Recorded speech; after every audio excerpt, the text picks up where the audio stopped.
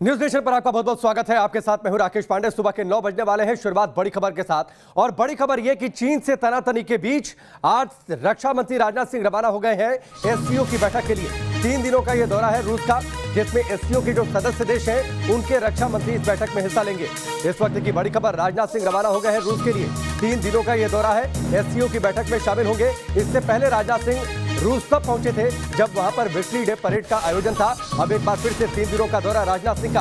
कल दिल्ली में सीडीएस के साथ और साथ ही सेनाध्यक्षों के साथ उनकी बैठक, और उस बैठक के बाद आज रवाना हो गए हैं रूस। एससीओ की बैठक में हिस्सा लेंगे। 3 दिनों का यह दौरा है और जाहिर सी बात है एससीओ के रक्षा मंत्रियों की बैठक होगी। इसके अलावा अलग से रूस के रक्षा मंत्री के साथ भी बैठक करेंगे राजनाथ सिंह। और मकसद यह है कि किस तरीके से जो सैन्य खरीद फरोख्त है, सैन्य साजो सामान की जो खरीद होनी है, उसको लेकर प्रोसेस में तेजी लाई जाए।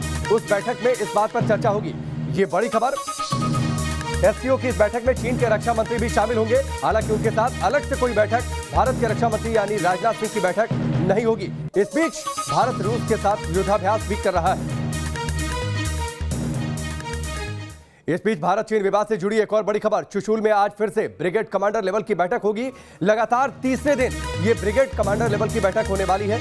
कल भी ब्रिगेड कमांडर लेवल की बैठक हुई थी, जिसमें किस तरीके से तनाव कम हो इस पर चर्चा हुई। लेकिन चीन अपनी नापाक हरकतों से बाज नहीं आ रहा। एक और बैठकें हो रही हैं, उधर लगातार वो घुसपैठ की कोशिश कर रहा है। अब तीसरी बार उसने घुसपैठ की कोशिश की है चुमार में, लेकिन वहां पर पहले से भारतीय फौज अलर्ट थी, भारतीय जवान अलर्ट थे, और उनको देखते ही चीनी सैनिक वहां से भाग खड़े हुए।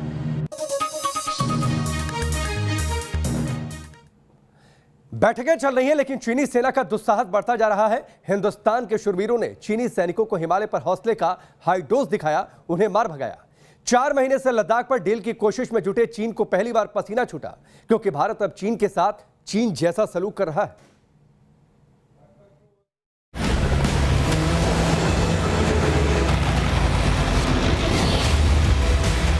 लद्दाख की पहाड़ियों पर T-90 टैंक्स अपनी पोजीशन ले चुके हैं। पैगोंग के दक्षिणी किनारे पर हिंदुस्तानी आर्टिलरी मोर्चे पर है। बोफोर्स की गन्स पहाड़ियों के बीच दुश्मन को दहलाने के लिए रवाना हो चुके हैं, क्योंकि चीन को चीन के जुबान में सिखा रहा है हिंदुस्तान। आया चीन पहाड़ के नीचे। लद्दाख में पैगोंग के दक्षिणी किनारे पर चीन को जो सबक हिंदुस्तानी सेना ने दिया, उसके बाद से ड्रैगन की बारूदी दुम में चिंगारी लग गई है। 24 घंटे में चीन 5 बयान जारी कर चुका है। चीनी विदेश मंत्रालय 2 बयान जारी कर चुका है। चीनी सेना की दक्षिणी पश्चिमी कमान बयान जारी कर चुकी है। चीन का विदेश मंत्री बयान जारी कर चुका है। दिल्ली में चीन का राजदूत भी शोर मचा रहा है, क्योंकि चीन को पहली बार यह एहसास हुआ है कि दूसरे मुल्क की जमीन पर कब्जा करके बातचीत की टेबल पर डील करने का क्या मतलब होता है। अब पिछले 2 दिन से चुशूल मुंडो में चीन बैठक पर बैठक किए जा रहा है, क्योंकि लद्दाख के दक्षिणी किनारे पर हिंदुस्तान के पर्वत पराक्रमियों ने वो रंग दिखाया कि चीन की चीखें निकल रही हैं। चीन की माने तो भारत ने रेकिंगला, रेजांगला से लेकर स्पैंगुर पास और स्पैंगुर गैप पर कब्जा किया हुआ है। ये वो इलाके हैं जहां पैगोंग लेक के उत्तरी किनारे पर फिंगर 4 है, तो दक्षिणी किनारे पर थाकोंग और उसके आगे का इलाका है। इस तरफ लाइन ऑफ एक्चुअल कंट्रोल तक चीन ने सड़कें बनाई हुई है। भारतीय सेना स्पैंगुर गैप से लेकर रेकिंग दर्रे तक हर जगह अब हाइट्स पर मौजूद है। भारतीय सेना की पोजीशन ऐसी है कि अब चीन की सेना का मूवमेंट हो या फिर उसके वाहनों की आवाजाही इस इलाके में भारतीय सुरक्षा बलों के बंदूक के नाल से होकर ही गुजरेगी।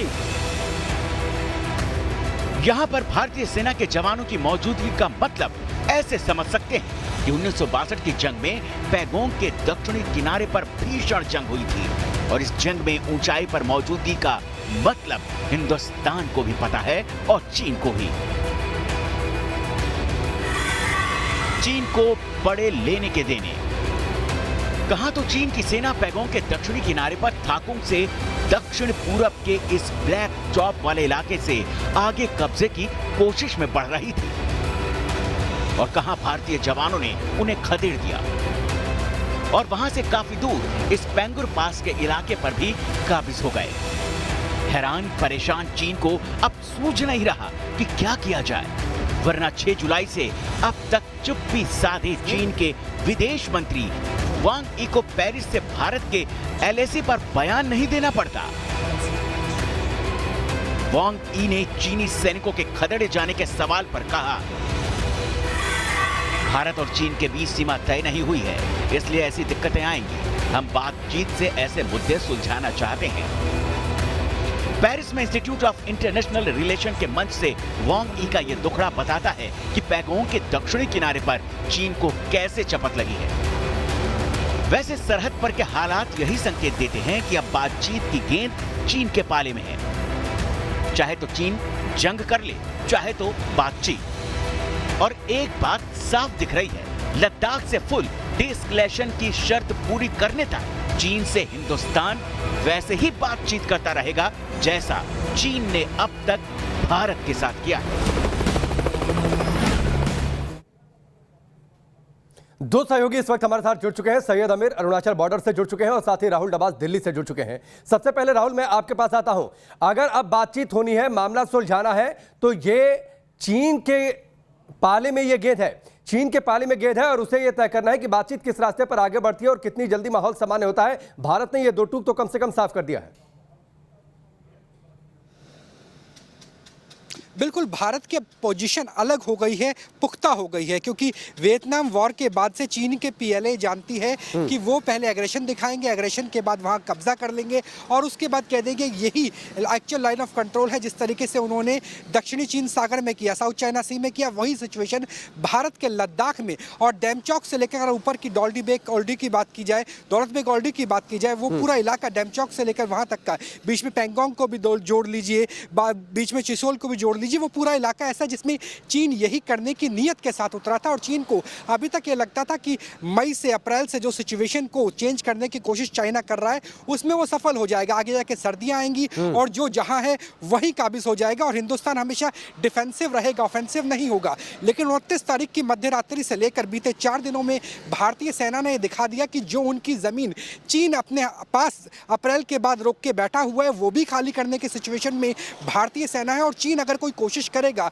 तो वो और राहुल, हिंदुस्तानी फौज ने यह भी दिखा दिया, जिस बात का आपने ऑफेंस और डिफेंस का आपने जिक्र किया, तो हिंदुस्तानी फौज ने यह भी दिखा दिया कि डिफेंस करते हैं इसका मतलब नहीं है कि हम कमजोर हैं, हम ऑफेंस की पॉलिसी पर भी चलना जानते हैं। और इसीलिए मैं अब सैयद आमिर का रुख करता हूं, जो कि अरुणाचल बॉर्डर पर हमारे साथ जुड़े हुए हैं, उनका भी हम रुख करते हैं और उनसे हम चर्चा करेंगे कि किस तरीके से ऑफेंस की पॉलिसी को अपनाते हुए चीन को घुटने टेकने पर हिंदुस्तानी फौज ने मजबूर किया है। लेकिन उससे पहले इस बीच एक बड़ी खबर आ रही है। बड़ी खबर, लद्दाख में घुसपैठ की खबरों का भारत ने खंडन किया है। लद्दाख के चुमार इलाके में कोई घुसपैठ नहीं हुई है, यह इस वक्त की बड़ी खबर है। और रूटीन एक्सरसाइज दरअसल चल रही थी। चीनी सेना की गतिविधियां, पीएलए की जो गतिविधियां हैं वो इलाके में घुसपैठ नहीं थी, ये बात अब कही गई है।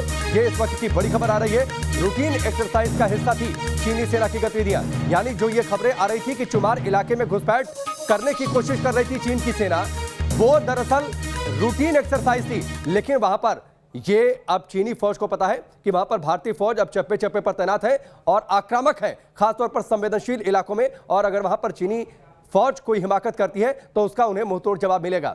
भारत चीन सीमा के ताजा हालात पर रक्षा मंत्री की अध्यक्षता में बैठक हुई, तो वहीं सेना भी चीन को हर मोर्चे पर जवाब देने को तैयार है। लद्दाख के साथ साथ उत्तराखंड और हिमाचल प्रदेश से लगने वाली चीन की सीमा पर भी फौज को अलर्ट कर दिया गया है, सीमा पर चौकसी बढ़ा दी गई है।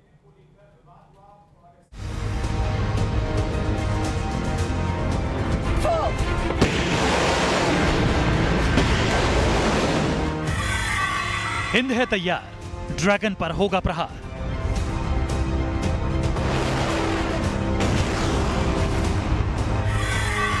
गलवान में तोड़ी गर्दन, पैंगोंग में चीन हुआ शर्मसार। जून में हिंसक झड़प के बाद बातचीत को आगे बढ़ाया गया, लेकिन अगस्त में एक बार फिर चीन ने घुसपैठ की कोशिश की है, जिसके बाद बॉर्डर इलाके में तनाव फिर चरम पर है। चीन की चालाकियों से हिंदुस्तान सतर्क है और ड्रैगन की हर चाल का उसी की भाषा में जवाब दिया जा रहा है।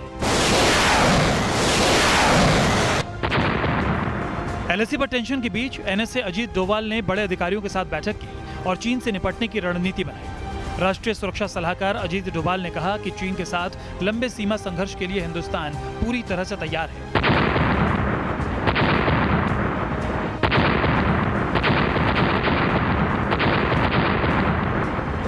चीन के इरादों को देखते हुए हिंदुस्तानी फौज ने तैयारी शुरू कर दी और पूरी प्लानिंग का ब्लूप्रिंट तैयार किया। सूत्रों की माने तो चीन की साजिश को नाकाम करने के लिए उत्तराखंड में तैनात विकास रेजिमेंट के बटालियन को लद्दाख भेजा गया। इस बटालियन की तैनाती पेंगोंग झील के दक्षिणी किनारे पर की गई। सेना ने टैंक और इन्फेंट्री गाड़ियों को भी पेंगोंग के दक्षिणी किनारे पर ठाकुंग के करीब तैनात कर दिया है। इस पूरे ऑपरेशन में तिब्बती भी शामिल थे, जो विकास रेजिमेंट के तहत भारतीय जवानों के साथ काम करते थे।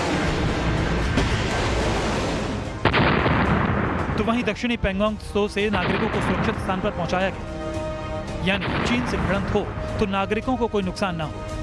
लद्दाख में 30,000 सेना के जवानों के लिए मुकम्मल इंतजाम किए गए हैं। गलवान घाटी, पेट्रोलिंग पॉइंट 15, पेंगोंग त्सो और फिंगर एरिया में भारतीय सेना ने तैनाती बढ़ा दी है। पेंगोंग में हिंदुस्तानी रणबांकुरों से पिटने के बाद चीन बौखलाया हुआ है। भारत के साथ लद्दाख के अलावा और भी नए फ्रंट खोलने की फिराक में चीन साजिशें चल रहा है।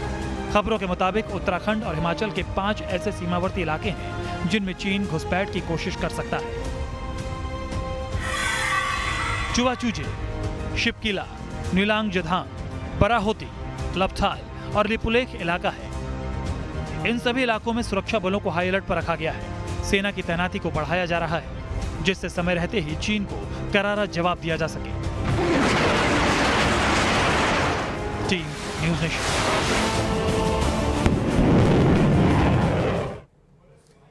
तो भारतीय फौज की आक्रामक रणनीति ने कैसे चीन को घुटने टेकने पर मजबूर कर दिया है, वो आपने इस रिपोर्ट के जरिए देखा। राहुल डबास और सैयद आमिर हमारे साथ जुड़े हुए हैं। अब की मैं सैयद आमिर का रुख करता हूं। आमिर, जिस चीज का जिक्र पहले राहुल ने किया, जो सवाल मैं उस वक्त करने जा रहा था, डिफेंस भारतीय फौज करती है, लेकिन इसका यह मतलब नहीं कि भारतीय फौज कमजोर है या फिर जवाब देना नहीं जानती। अब ऑफेंस को जब पॉलिसी बना लिया है तो चीन को उसकी असलियत, उसकी हैसियत समझ में आ रही है। देखिए, उसका रुख भी नरम पड़ता जा रहा है। चीन जिस तरह से भाषा अलग तरह की बयान जारी करता है और उसके बाद जो अंदरूनी इलाकों में जब घुसपैठ करने की कोशिश करता है, उसकी जो पीएलए है वो कुछ अलग एक्शन में होती है। लेकिन हम यहाँ पर बता दें कि भारत ने पूरी तैयारी करके रखी हुई। इस समय अरुणाचल प्रदेश में हम मौजूद हैं और अरुणाचल प्रदेश में जिस तरह से तैयारियां देखी जा रही, खासतौर पर तवांग में, और तवांग बुमला पोस्ट जो इलाका है, वहां के बाद जो बॉर्डर पड़ता है वो सीधे चाइना, यानी कि बुमला से आप चाइना को देख सकते हैं। वहां पर इतनी ज्यादा मूवमेंट हो रही है अब लगातार, और भारत बिल्कुल भी किसी भी तरह की कोताही, किसी भी तरह की नरमी नहीं बरत रहा और सीधे तौर पर एक्शन मोड में भी है। यानी कि भारत ने यह बता दिया है चीन को कि अगर जरा सी गुस्ताखी की तो उसका अंजाम बहुत बुरा होगा। हम लगातार यहां पर कवरेज कर रहे हैं और साथ जानने की कोशिश कर रहे हैं कि किस तरह से भारत एक्शन में। और दूसरा ये कि भारत बस तैयारी नहीं, बल्कि जिस तरह से चीन चाल चल रहा है, आपको पता है पिछले कुछ दिनों से, यानी कि अगर पिछले 1-2 महीने की बात करें, यहाँ का जो शन्नान इलाका है, जो चाइना का इलाका है, जो चाइना में पड़ता है, शन्नान में बाकायदा वहां से जो लोकल नागरिक हैं, शन्नान काउंटी वो इलाका है, वहां से लोकल नागरिकों को निकाला जा रहा है। अब तक 92 लोगों को 72 लोगों को निकाला जा चुका है, जिसमें 24 घर थे जो कि बॉर्डर के बिल्कुल करीब थे, और उनसे यह बताया जा रहा है कि आपको हम दूसरी जगह भेज रहे हैं और आपको हम वहां पर रोजगार देंगे। यहाँ पहाड़ी इलाकों में रोजगार नहीं है। ठीक है, मतलब साफ है सैयद आमिर, मतलब साफ है, जो आग लगी है, जो आग लगी है उसकी तपिश अब चीनी इलाके में महसूस तो होने लगी है कम से कम, और उस तपिश ने वहां पर लोगों को, उस पूरे इलाके को खाली कराने पर मजबूर कर दिया है चीनी फौज को। चलिए, आप दोनों का बहुत बहुत शुक्रिया हमसे जुड़ने के लिए, इस पूरी बातचीत के लिए। आगे बढ़ते हैं। इस बीच लगातार बड़ी खबरें भारत चीन के बीच, तनातनी के बीच डेवलपमेंट भी है। गलवान में झड़प के बाद रक्षा तैयारियों में तेजी आ गई है। भारत ने कई रक्षा सौदों को मंजूरी दे दी है। सेना को 300 करोड़ तक के हथियार खरीदने की पहले ही छूट मिली हुई थी। 38,900 करोड़ के रक्षा खरीद को सरकार ने मंजूरी दे दी है। 37 लड़ाकू विमान, मिसाइल, हथियार खरीदे जाएंगे। 1000 किलोमीटर तक मार करने वाली क्रूज मिसाइल भी बनाई जाएंगे। इजराइल से हेरॉन, ड्रोन, स्पाइक बम सेना खरीद रही है। अमेरिका से 72,000 असॉल्ट राइफल खरीद की तैयारी है। और रक्षा मंत्री राजनाथ सिंह, जो एससीओ की बैठक में हिस्सा लेने के लिए पहुंचे हुए हैं, उस बैठक के इधर रूस के रक्षा मंत्री के साथ बैठक, और उस बैठक में मकसद इन सारी रक्षा खरीद में तेजी कैसे आ जाए। जिस पेंगोंग के फिंगर्स पर और देप्सांग में घुसकर चीन भारत के लिए खतरा बना हुआ था, उस चीन के सिर पर 5-5 जगह भारत के जवान काबिज हो गए हैं। पेंगोंग के उत्तरी किनारे पर जो खतरा भारत महसूस कर रहा था, वैसा ही खतरा अब चीन को भी लगने लगा है। चलिए आपको दिखाते हैं पहाड़ पर चीनियों को मात देने वाले हिंद के हिमवीर कौन है।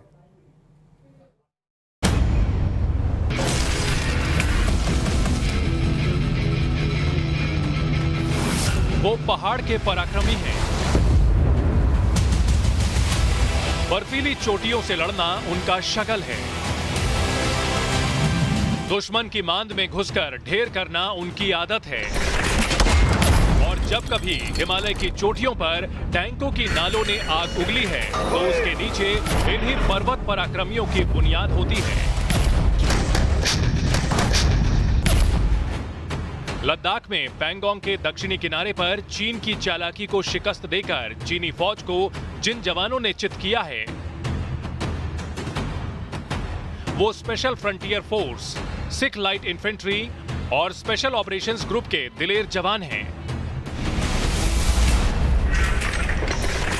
इनकी दिलेरी के किस्से यूं तो अनेक हैं, लेकिन 29-30 अगस्त की रात जो हुआ उसके बाद हालात ये हैं कि पैंगोंग झील के दक्षिणी किनारे के इलाके की 5 हाइट्स पर भारत का कब्जा हो चुका है। 5 हाइट्स पर एंटी टैंक गाइडेड मिसाइलें तैनात की जा चुकी हैं। और भारत को यह सारी तैयारी इसलिए करनी पड़ी क्योंकि चीन ने एक साजिश के तहत मोल्डो में तैनात अपनी टैंक्स ब्लैक टॉप की ओर रवाना कर दिया था। थाकोंग के करीब का यह इलाका सामरिक रूप से बेहद अहम है। यहां से चुशुल से लेकर पैंगोंग के किनारे तक भारतीय इलाके पर नजर रखी जा सकती है। चीन की साजिश ब्लैक टॉप से आगे बढ़कर भारत के थाकोंग इलाके तक पहुंचने की थी। चीन आगे कुछ कर पाता उससे पहले चीते की फुर्ती से हिंदुस्तानी जवान ऊंचाई वाले इलाकों पर काबिज हो गए। पता चला है कि चीनियों ने वहां पर बारूदी सुरंग बिछा रखी थी, जिससे भारत को एक नुकसान की भी खबर है। लेकिन जल्द ही भारतीय सेना के जवानों ने ऊंचाइयों पर बैठे हुए चीनी सैनिकों को खदेड़ दिया। इसके साथ ही चीनी सेना ने भारतीय सेना पर निगरानी करने के लिए जो टेंट और सर्वेलांस सिस्टम लगा रखा था उससे भी भारतीय सेना के जवानों ने उखाड़ फेंक दिया और वहां पर अपने पांव जमा लिए। चीन पर भारी विकासवीर एसएफएफ यानी दुश्मन को दफन करने की गारंटी। एसएफएफ यानी हिमालयी चीतों की तरह फुर्तीले तिब्बतियों का दम। एसएफएफ यानी गोरखा के शौर्य का इतिहास। और इसी एसएफएफ यानी विकास बटालियन ने पैंगोंग के दक्षिणी किनारे पर चीनियों को पानी पिला दिया। 1962 की जंग के बाद वजूद में आए हिंदुस्तानी स्पेशल फोर्स के ये दिलेर भारतीय सेना का हिस्सा भले ना हो, लेकिन इन्होंने 1971 के चिटगांव हिल्स से लेकर 1999 के करगिल तक दिलेरी की जो दास्तान लिखी है उसके बिना हिंदुस्तानी सेना की शौर्य गाथा अधूरी रह जाती। पहाड़ की जंग में अद्भुत पराक्रम दिखाने वाले इन जवानों ने चीनियों को अपने दमखम की एक झलक भर दिखाई है।